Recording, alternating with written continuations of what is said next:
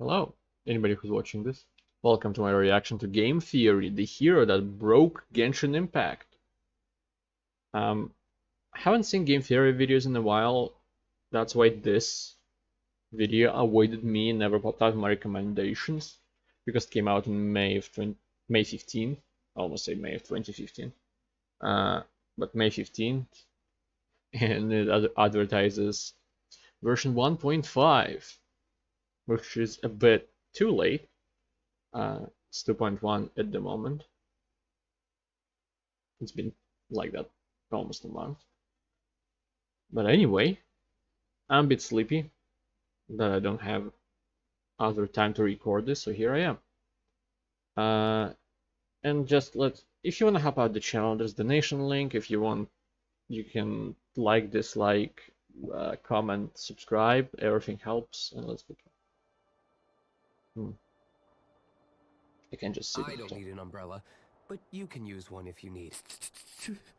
To be honest, I was freezing even before the snow started. As long as you stick to your own path, it doesn't matter what Mother Nature throws at you. All the same, I wouldn't mind stopping to light a fire. Guess we can rest a bit. Hey, Luke, can you do your thing? Burn! Much better. Wow. Hello, Internet. Welcome to Game Theory. Forgot how the show excited that, in he is terms of good jokes, has no good jokes. Today's episode is sponsored by Genshin Impact, which low-key ended up being one of the biggest video game releases of 2020. It's a free open-world action game available on PC, PlayStation 4 and 5, and mobile. Basically everywhere you would want to play it. And unlike a static by-the-numbers adventure, Genshin Impact is set in a living, breathing, changing world with new content being added all the time. In fact, a new update just dropped not long ago which added characters like the fiery Yenfei and the cold as ice Eula. But what was perhaps most exciting about this update wasn't the new things that it added, but rather the old things that it brought back. Specifically, the return of everyone's favorite god of contracts, Zhongli. Now, I get it. With a name like God of Contracts, you might think that this guy is some sort of glorified paper pusher, but nothing could be further from the truth. Yenfei is not only actually is he a lawyer, sharp dresser, an expert fighter, and a total shipper's dream, but as you'll come to see by the end of today's theory, I also believe Zhongli is bringing about an era of ruin to this game's world. It's my belief that he's set in motion a series of events that'll send society into a technological dark age. You heard that right. This guy, this supposed hero of the game, I don't like seafood. Mr. I don't like seafood himself, is setting up a catastrophe that the characters in the game are going to have to struggle against in the near future. Or heck, maybe even in a later update. It's at this point that the game's developers wanted me to make sure that I say that while this is indeed a sponsored video, all the conclusions I'm about to share are mine and mine alone, and that this is pure hypothesis, game hypothesis, based on in-game dialogue and real-world evidence. Now, in case you're new to the world of Genshin Impact, let me quickly bring you up to speed. The game is set in the world of Teyvat, which is divided into 7 regions. Each region is ruled by a local god or archon, corresponding to one of the game's 7 different elements: Geo, Hydro, Pyro, Electro, Cryo, Dendro, and Animo. By the way, those last 2 are Greek to you, well, that's because they literally are Greek. Animo means wind, and Dendro means tree. Zhongli, our main focus for today, is the human form of the Geo god, responsible for protecting the 2nd region of the game, Liyue. Now, Liyue is super important. It's the largest business and commerce hub in this entire world. This place is more capitalist than Elon Musk shilling for Dogecoin, to the point where the closest thing that they have to a ruling government is a council of 7 influential merchants and business leaders. Liyue is practically synonymous with prosperity and wealth. It's also home to the Golden House, the only place where the world's currency of Mora is minted. And not just minted, mind you, it's brought into existence by a literal god. And the man responsible is, you guessed it, Zhongli himself. You see, when he's not walking around complaining about seafood in his human form, Zhongli takes the form of a dragon named Morax, the divine figure that oversees Liyue and is responsible for creating Mora, the world's currency. Yes, the dragon choice god of a Morax screenshot in the creates background Mora, when he's named dead. the world's currency after himself. Talk about an egomaniac, am I right? Again, when you're an angry divine dragon, I guess you do you. Anyway, according to the in-game description, Mora is, quote, common currency, the one language that everybody speaks. And in the world of Teyvat, that does seem to be the case. All 7 regions use Mora as their money. Merchants everywhere. Well, we don't know that yet because there are only 3 regions out now. Who knows? around the world except Mora Maybe in there are payment rubles and regardless of Snezhne. what region they're in. Okay, so why is any of this important? And why do I think that this all might be setting up an elaborate game of dominoes that ends in the inevitable collapse of the world of Teyvat? Well, here's the twist, friends. When the player first arrives in Liyue, we're told that Morax, after 6,000 years, has decided to retire. Not really, he actually decides to fake his own death so he can run around yucking it up in his human form. But whether real or not, Well, the implication of his he did that quote-unquote to death retire. are huge. Not only does it send everyone in Liyue into a panic over the fact that their guardian god is now supposedly dead, but it also throws the world's currency into chaos. Because remember, Morax is responsible for creating all of the Mora. Without him, there is no more, period. The supply has reached its upper limit. And this isn't just a case of me overthinking the game's events. Genshin Impact actually comments directly on it. Zhongli, now that you don't have your gnosis, what's going to happen to all the Mora in Teyvat? Since Morax is dead, are they all just gonna disappear? Also, isn't the Golden House the only mint in the entire continent? Will it even continue to work? The Mora present now will not vanish.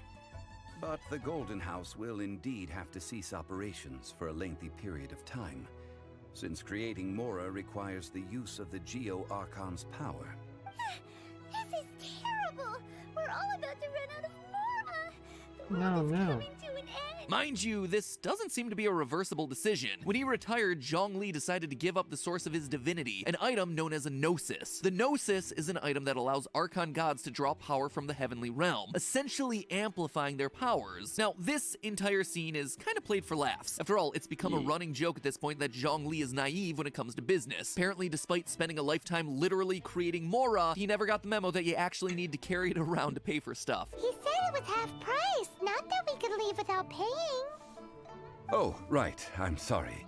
I must have forgotten to do that too. And it's not until after retiring from life as the god Morax that he I think he's just fucking around. Just wants you to pay for him.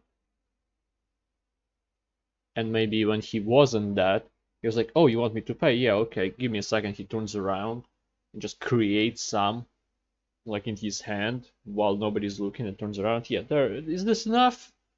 But now he can't do that, so he has to say like, oh, really? I forgot. Can you pay for me, please, traveler?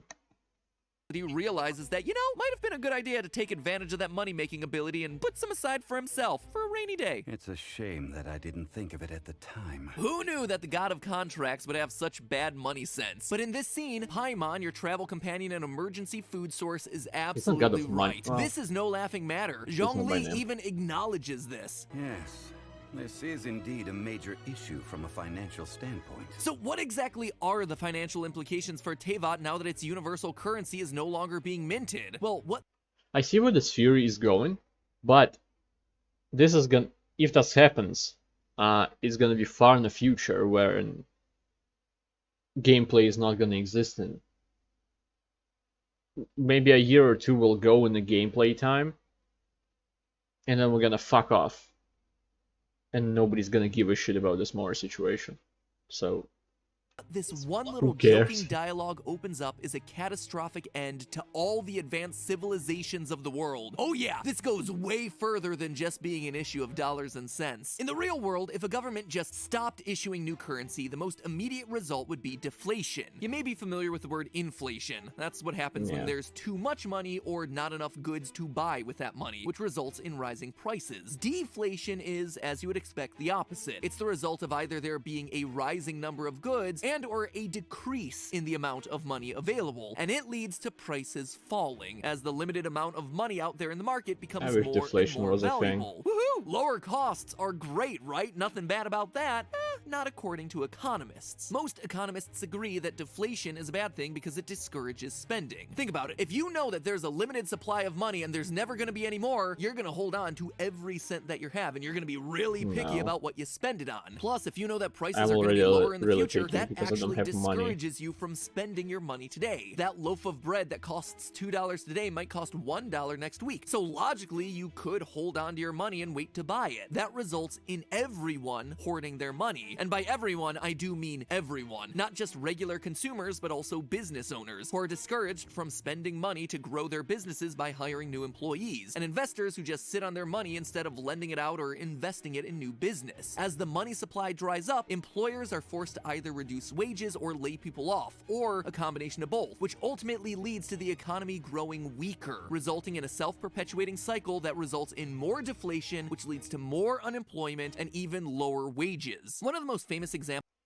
of a deflationary economy is the Great Depression during the 1930s, which suffered the most extreme forms of all the things we just talked about. Reduced trade, falling profits, lower wages, higher unemployment. It was not a pretty picture. So is that the fate that awaits the world of Teyvat now that there's no new Mora being printed? No, my friends, it is actually much worse. Because the truth is that Mora isn't actually like the real-world currencies that we're used to. And the differences make the situation that much more catastrophic. See, the things that come to mind when we usually think about money, US dollars, British pounds, Japanese yen, etc., are examples of what's known in economic terms as fiat currency. When you think about it, a dollar doesn't really have any intrinsic value. It's useful because you can use it to buy stuff, but say you were trapped in the middle of a desert with nobody to buy from, all the money in the world wouldn't mean a thing to you. Fiat money only usually comes about through government regulation. After all, I could just start making mat bucks, coins with my little face on them, and go to stores trying to buy things with my mat bucks, but nobody would want to take those coins no matter how much I insisted that they actually should be worth what I'm trying to buy. Historically, the only way to get people to accept fiat money is by forcing them, hence the need for a central government to issue the coin and collect taxes in that same currency. Suddenly the government has said these things have a certain value. But the truth about Mora is that it's not a fiat currency like dollars or euros, it's an actual commodity, like crude oil or steel or salt. Going back to the game's flavor text descriptions, a loading screen tip tells us that, quote, Mora is a catalyst of sorts, in that it's a medium for physical transformation. That is why so many things can only be accomplished through the use of Mora. In other words, Mora can actually be used to do things. For example, anytime you sit down at the alchemy crafting table, you want to combine your 3 firm arrowheads to create one sharp arrowhead, well, that'll require 25 Mora. That's not a rental fee that you're paying for the use of the crafting table. You can use the crafting table at Obito's research post in Dragonspine long after he's abandoned it, but you'll still need to spend your Mora because the Mora is actually being consumed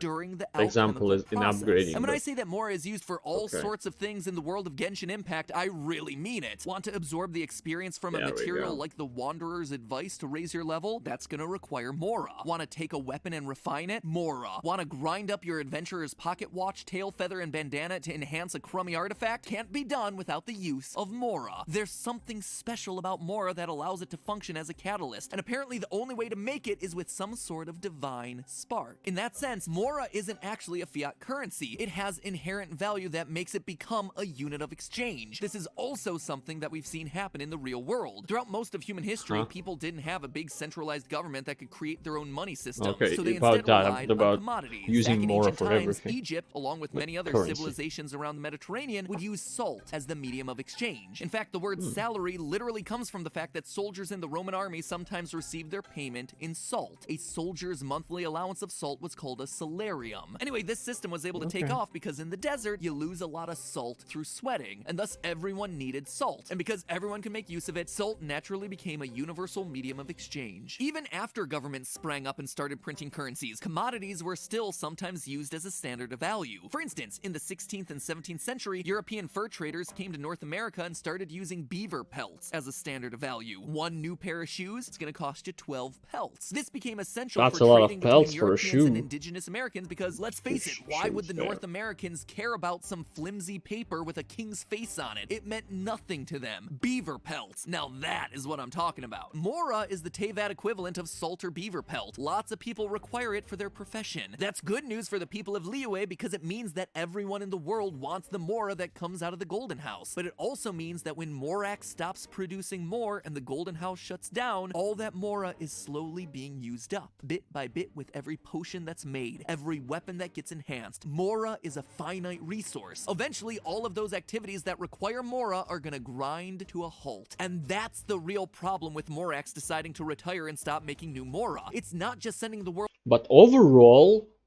Morax is not the one who's gonna actually kill the world. Traveler is. Because I've never seen any other character upgrade their weapon. or upgrade their artifacts. Traveler does that for the people that are there, for the people who travel with him. Before him, nobody did that. He's the sole Mora sucker, just a vacuum, a black hole that gets all the Mora into itself forever and then into nothing. World into a financial disaster, it's also sending the world into a technological disaster. No alchemy means no new scientific advancements or inventions. No ways to refine or enhance weaponry means the people of Teyvat are increasingly in peril in the face of the numerous monsters that litter the overworld. The quest line in Liyue makes a big deal about how Morax decided it was time for him to retire because the people no longer needed a god to protect them. There's this big dramatic team up where the player and all the leaders of Liyue band together to defend the city against a big giant ancient sea monster that Morax sealed away long ago, and they managed to win, which supposedly proves that they no longer need Morax. But the truth is that the biggest service Morax provided to Liyue, heck, the entire world, wasn't all the times that he turned into a big powerful dragon and beat up the other powerful monsters. His real greatest service was something much more mundane, his namesake of Mora. Look, sitting in the Golden House all day cranking out new coins might not be the most glorious part of being a god, but it was the most vital service that Zhongli. But that's the thing, you don't know how often he did that. Maybe he did that every 100 years. He didn't create enough Mora for then Golden House to give it away. Or like, not literally give it away, but put it into use. Maybe 150 years. Maybe even every 10 years. Who the fuck knows? He didn't... I doubt that he was sitting there doing it every day, shitting it out. Provided. Probably the small literally. hope we have is that Morax's retirement might not be permanent. Maybe he could be persuaded to get back his gnosis and start minting Mora again. But Morax tells us that the Golden House, quote, will indeed have to cease operations for a lengthy period of time. And given that he's 6,000 years old, a lengthy period of time to him might mean multiple generations or even multiple centuries. Until then, the world is stuck with a rapidly dwindling supply of its most important resource. Not only does that mean scientific progress slows, but eventually the world will run out of Mora, until even the items that people have come to accept as basic necessity can't be crafted anymore. And that is how the world of Teyvat dies. Not with a bang, but with a... Not necessarily. The world of Teyvat could evolve, or I don't know if evolve is the correct word for it, but it could change into something closer to our reality, where we don't have a magical money resource, where they will start to create things without using Mora for... not transmogrification, what was it? Transfusion?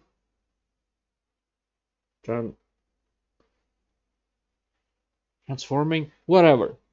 Not using magical Mora, just using proper techniques as a blacksmith or...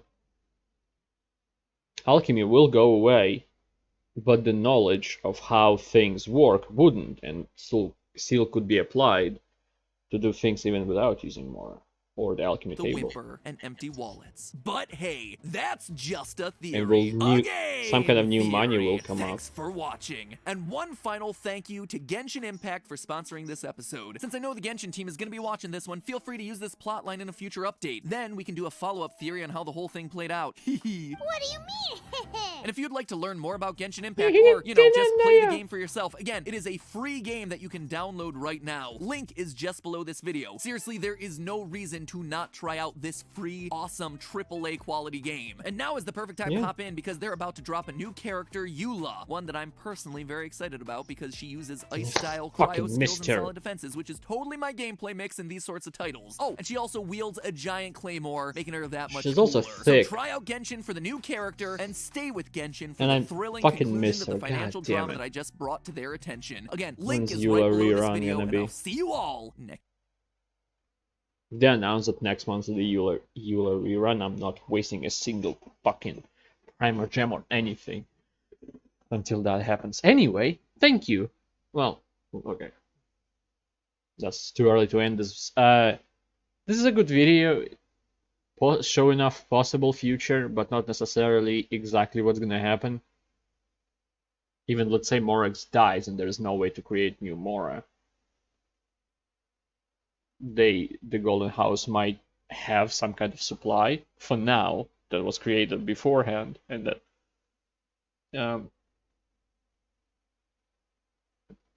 and while they have that, they can get the main people of every region, every country, whatever they called, main people of the, like, I don't know, I guess Raiden Shogun, maybe Ningguang, whoever, Jin, who the fuck is the main person in Mondstadt? Whatever, doesn't matter. Have a council, talk about what's happening, and then figure out the way to fix it. That is a possibility. But who the fuck knows anyway? Now, thank you anybody who's watched for watching. I appreciate it a lot, and I hope to see you next time. Goodbye. Have a great life, because one of us has to.